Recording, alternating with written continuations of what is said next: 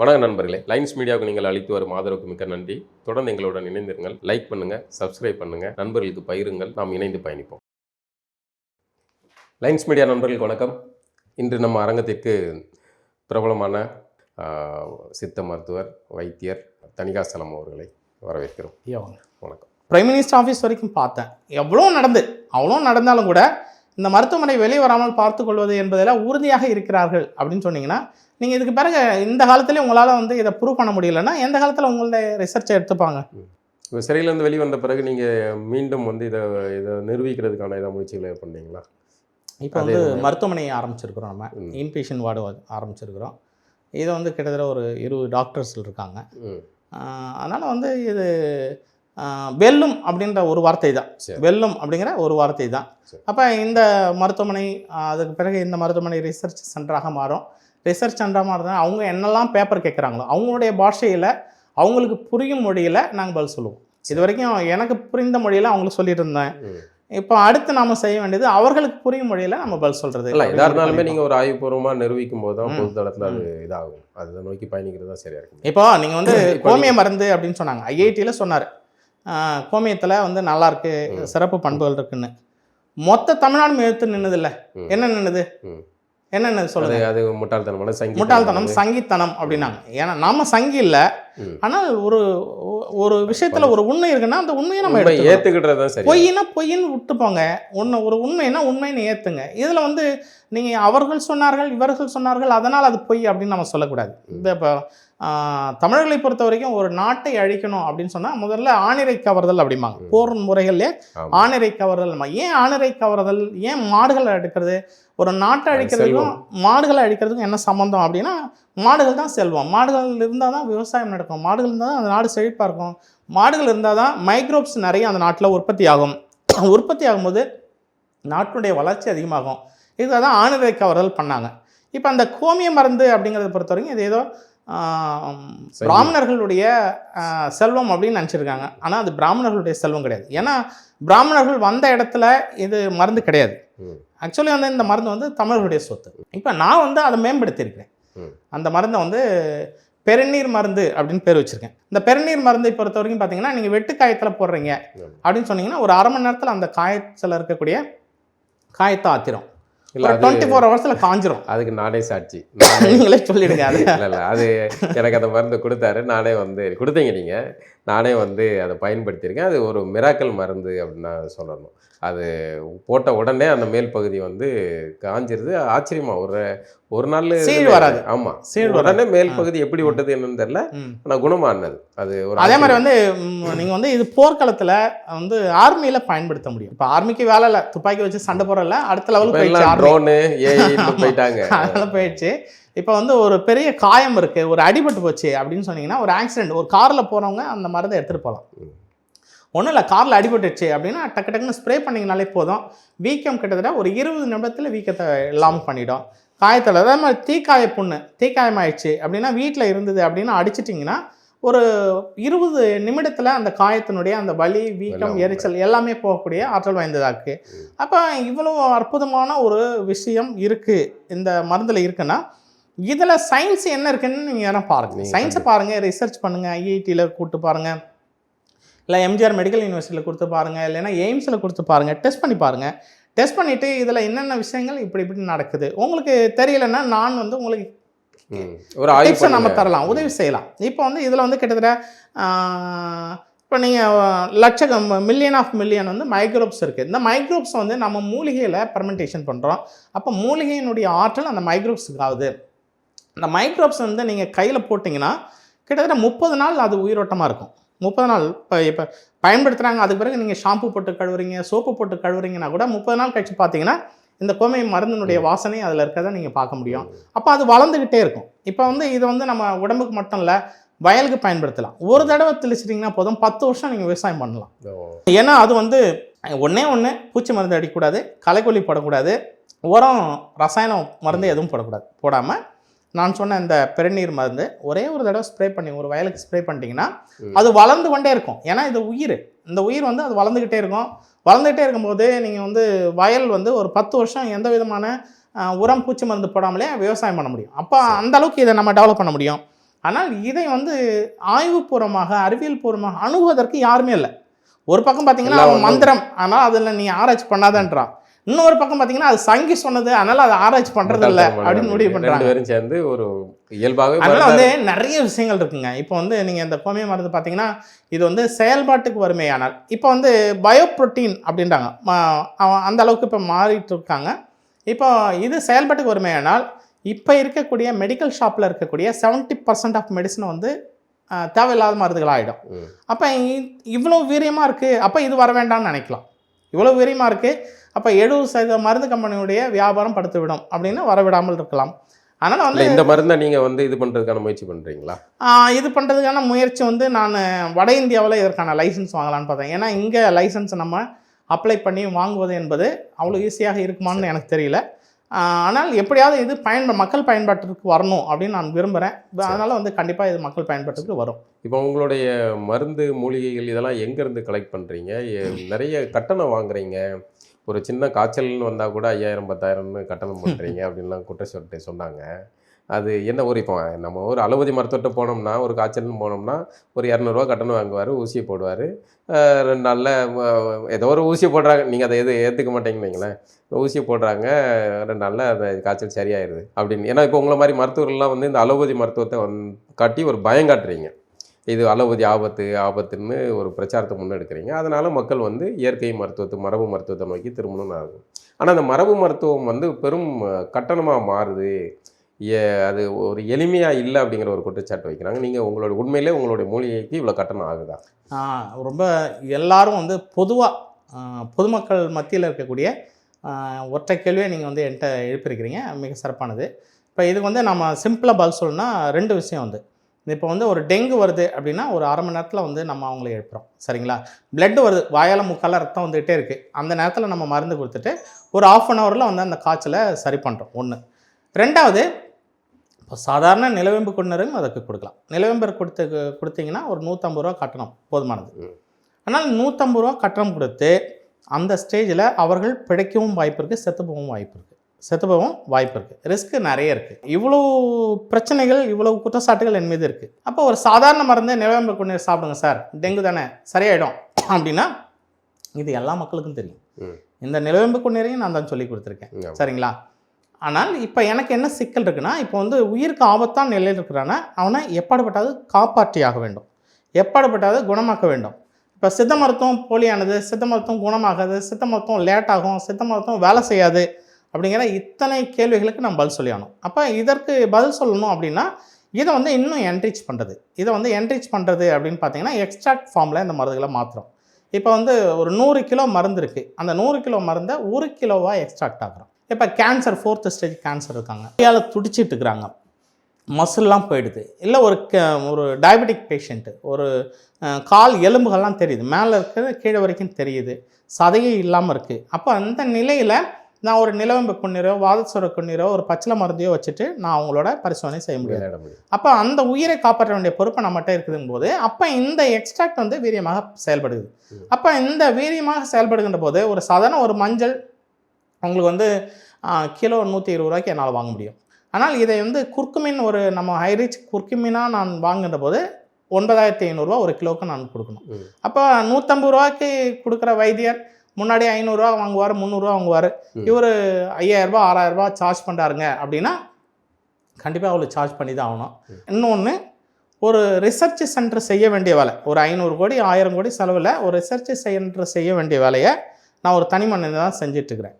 கிட்டத்தட்ட வந்து ஒரு 300 வகையான எக்ஸ்ட்ராக்ட் நம்ம பண்ணுறோம், 300 வகையான எக்ஸ்ட்ராக்ட் பண்ணுறோம். நீங்கள் வந்து இப்படி ஒரு கேள்வி கேட்குறீங்க.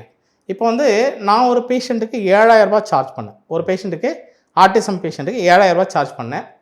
அந்த 7000 ரூபா சார்ஜ் பண்ணுறதுக்கு 4,25 லட்ச ரூபா செலவு பண்ணேன். நான் 4,25 லட்ச ரூபா செலவு பண்ணி மருந்து தயார் பண்ணி கிட்டத்தட்ட 1 வருஷம் வரைக்கும் அந்த மருந்து செலவு ஆகலை. ஏன்னா ஒரு பேஷண்ட் தானே, 7000 ரூபா. இப்போ 1 வருஷம் முழுக்க நான் வாங்கினா கூட ஒரு 84,000 ரூபாய்க்கு வாங்க முடியும். அதற்கு பிறகு என்னால் வாங்க முடியாது. அப்போ அந்த மருந்து மிச்சமாயிடுச்சு. அப்போ அந்த மருந்தை வந்து நான் டிஸ்போஸ் பண்ணணும். ஒன்று கீழே தூக்கி போடணும், இல்லைன்னா மருந்தை நோயாளர்களுக்கு கொடுக்கணும். அப்போ வந்து இலவசமாக அந்த மருந்தை கொடுக்குறோன்னு சொல்லிட்டு இங்கே போரூரில் இருக்கக்கூடிய எம்ஜிஆர் பள்ளி, அந்த மாதிரி நிறைய பள்ளிகள். அதே மாதிரி வந்து அனௌன்ஸ்மெண்ட் பண்ணேன். எதுக்கு? இந்த மருந்தை கொடுக்கறதுக்காக வேண்டி டிவியில் அனௌன்ஸ் பண்ணி கிட்டத்தட்ட 1 லட்ச ரூபா அதுக்கு செலவு பண்ணி எனக்கு கிட்டத்தட்ட ஒரு 5 லட்ச ரூபா மருந்து வேஸ்ட் ஆகிடும். அப்போ இது யாராவது குழந்தைகளுக்கு போய் சேரணுங்கிறதுக்காக நான் ஃப்ரீயாக கொடுத்துருக்கேன். அத்தனை மருந்தையும் ஃப்ரீயாக கொடுத்துருக்கேன்.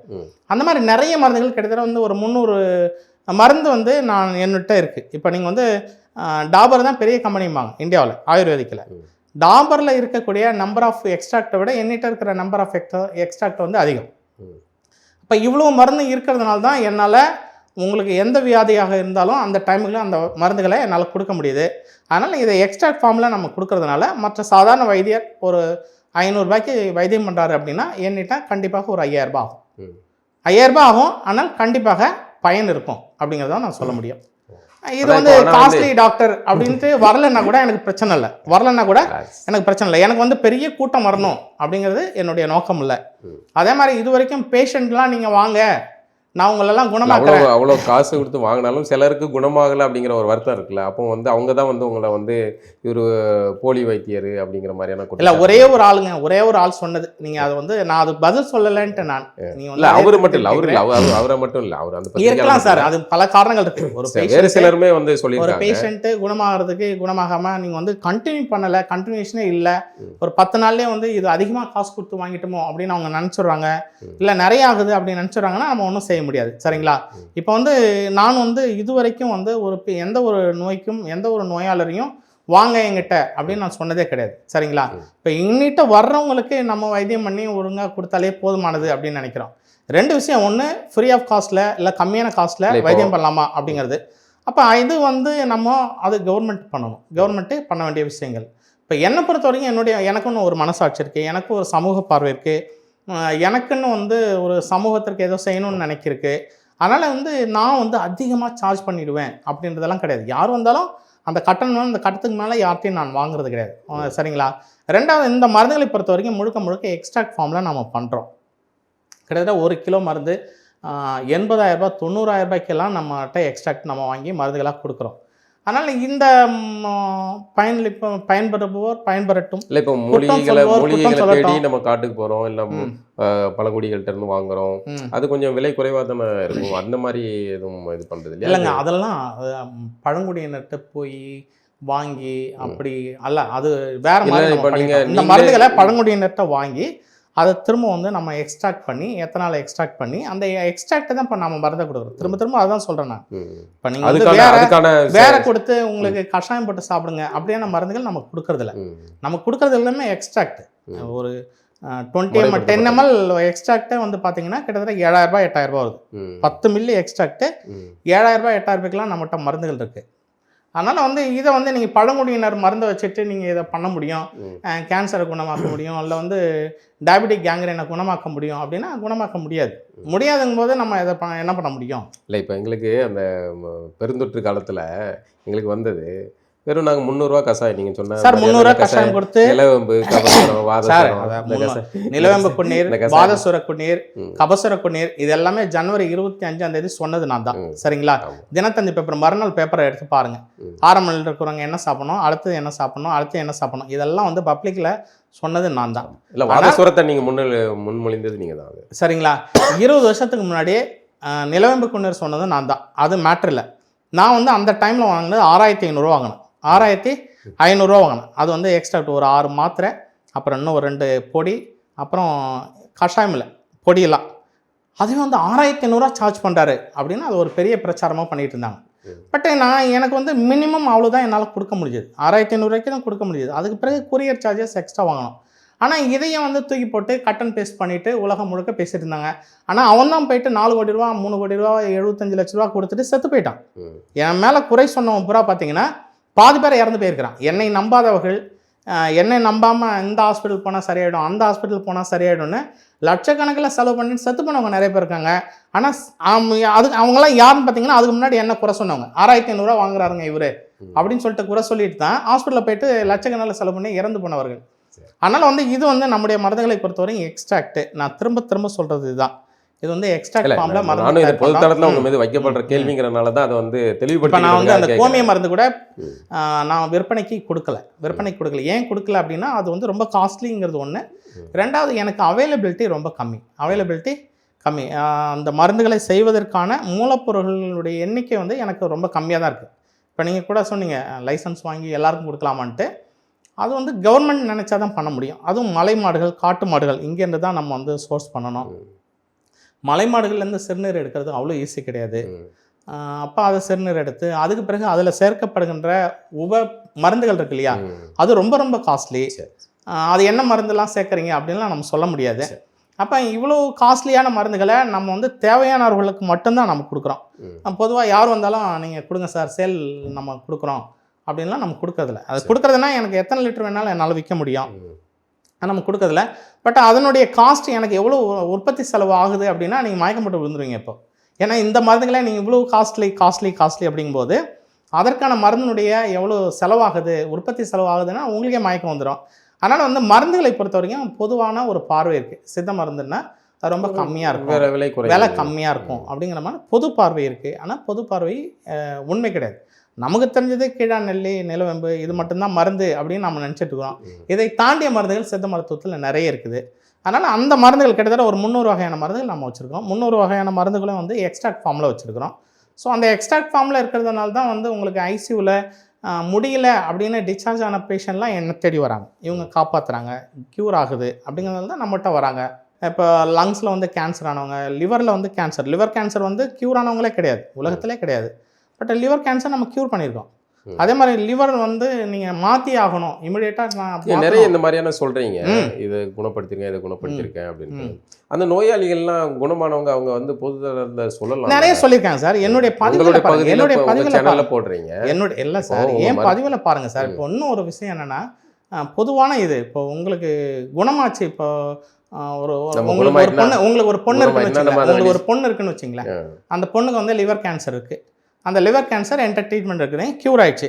க்யூர் ஆன பிறகு நீங்கள் சொல்லுவீங்களா நம்ம அந்த நோய் இருந்ததாக காட்ட விரும்ப மாட்டோம் சார்? என் பிள்ளைக்கோ என்னுடைய பையனுக்கோ அந்த டிசீஸ் இருக்குது, இல்லை எனக்கோ டிசீஸ் இருக்குன்னா கூட என்னுடைய பிள்ளைகளுக்கு கல்யாணம் பாதிக்கப்படுமா, பரம்பரை வியாதியாக இருக்குமா, இந்த ஃபேமிலியில் இந்த வியாதி என்பது திரும்ப வருமா, வெண்படை இருந்தது குணமாச்சுன்னு சொன்னோன்னு வச்சிங்களேன், இவங்க வெண்படை இருந்ததுன்னா அவங்க வீட்டில் நம்ம கல்யாணம் பண்ணலாமா அப்படின்னா இவ்வளோ இல்லை. இது அந்த சமயத்தில் நீங்கள் கைது செய்யப்பட்ட சமயத்தில் நம்ம இவ்வளோ வேற குணப்படுத்தியிருக்கோம், இவங்க யாருமே வந்து சொல்லலையே இதை சரி பண்ணாரு அப்படின்னு வருத்தப்பட்டிருக்கீங்களா?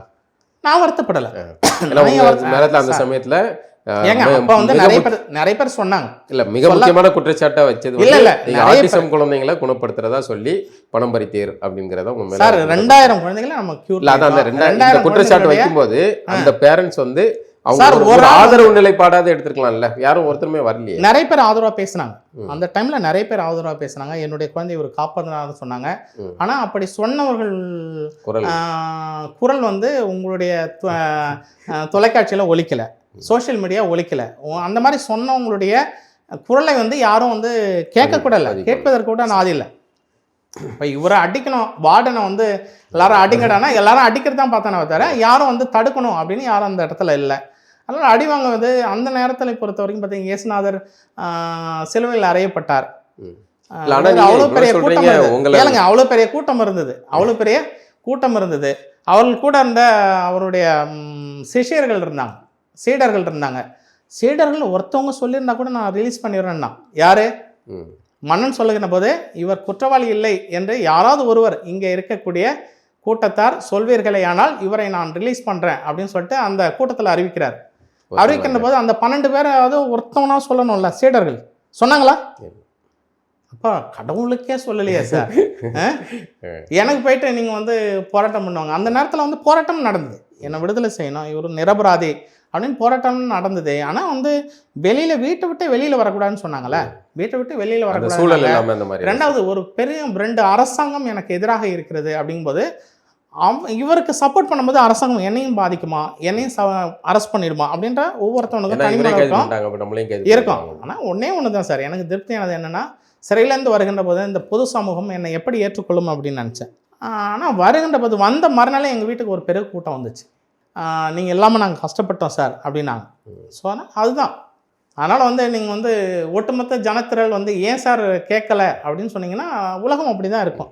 நான் ஒரு பெரிய அரசியல் கட்சி வச்சிருக்கல, நான் ஒரு பெரிய அமைப்பு வச்சிருக்கல, நான் ஒரு பெரிய இயக்கம் வச்சிருக்கல.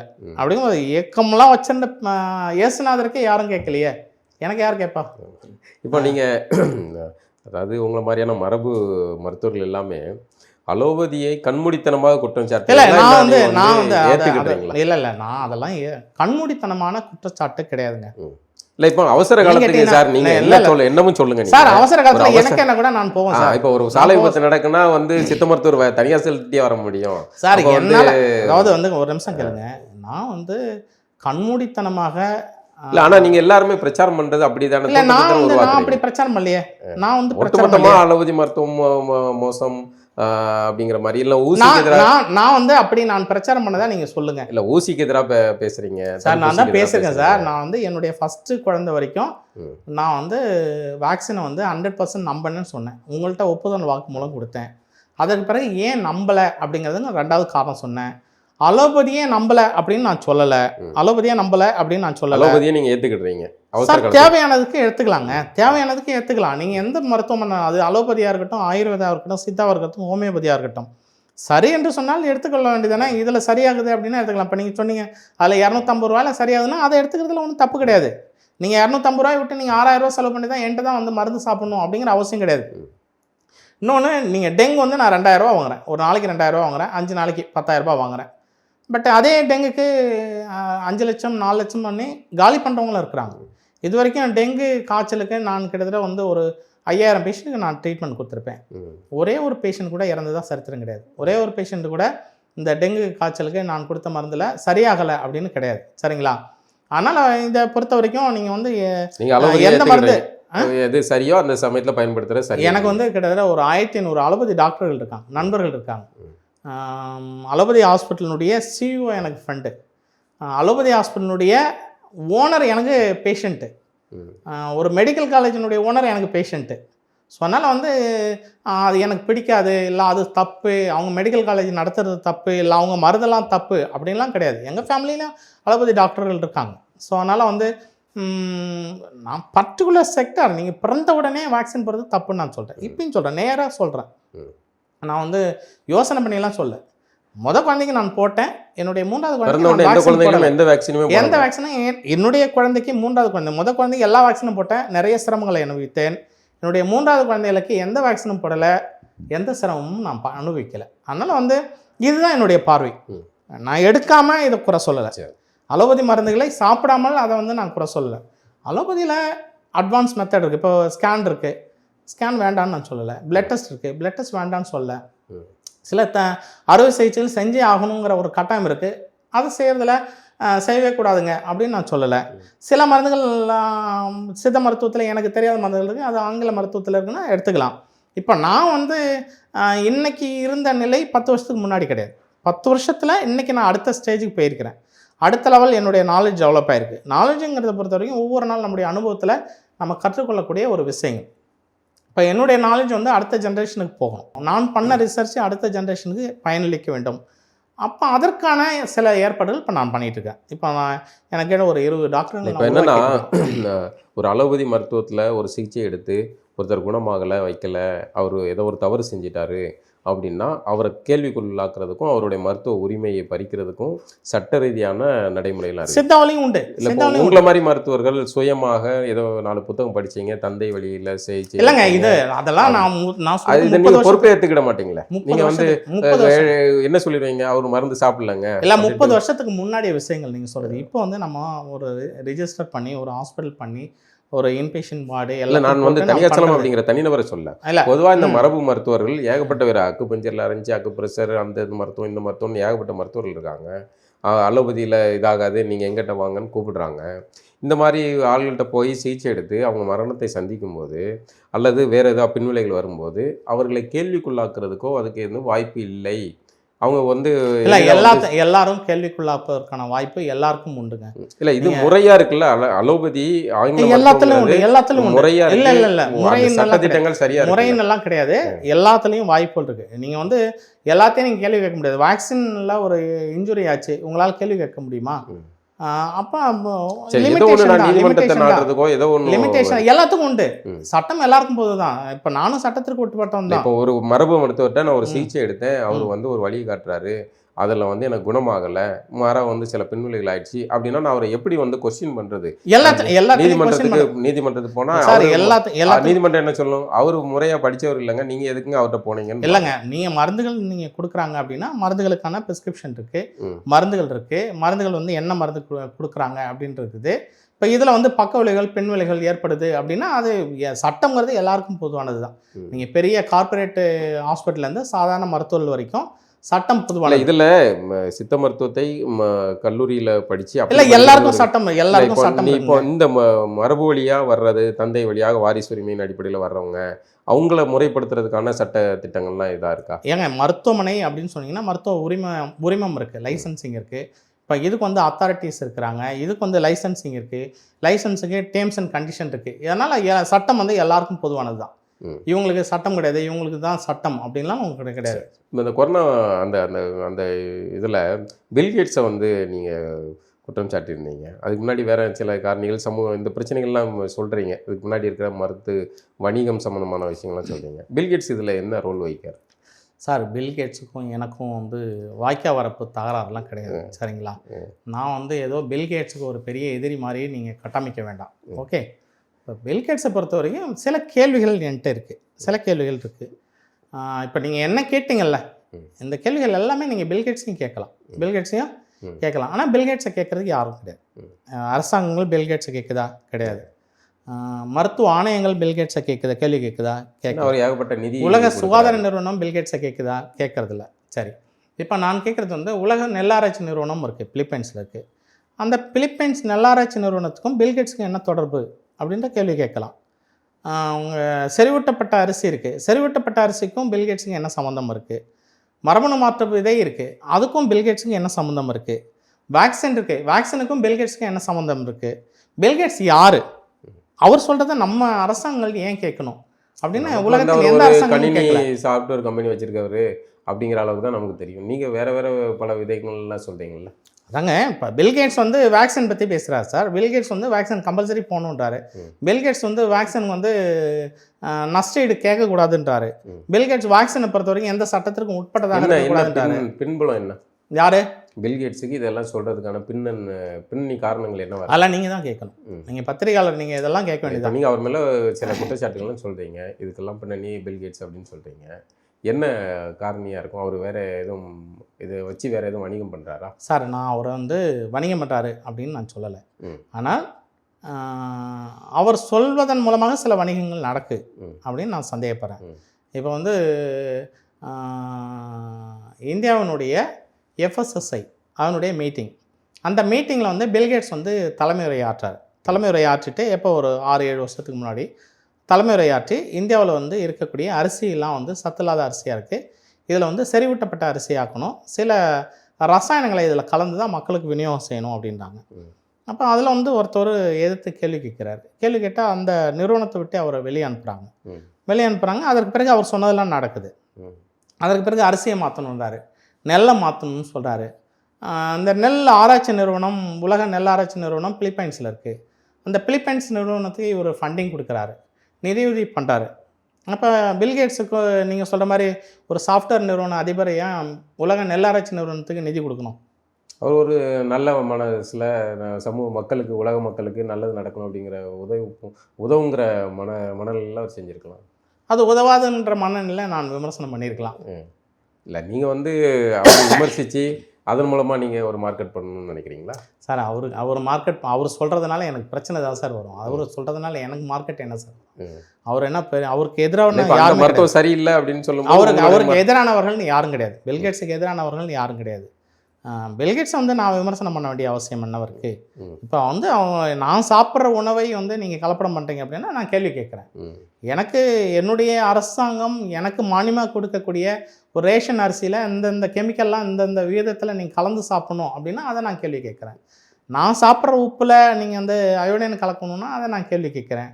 நான் சாப்பிட்ற உணவில் நீங்கள் இதெல்லாம் கலந்து தான் சாப்பிட்ணுங்கன்னா நான் கேள்வி கேட்குறேன்.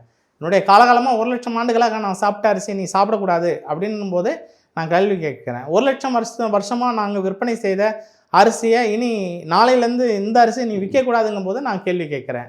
1,00,000 வருஷமாக நான் சாப்பிட்டு வந்த மருந்துகளை நீ வந்து பயனில்லாதுன்னு சொல்லும்போது நான் கேள்வி கேட்குறேன்.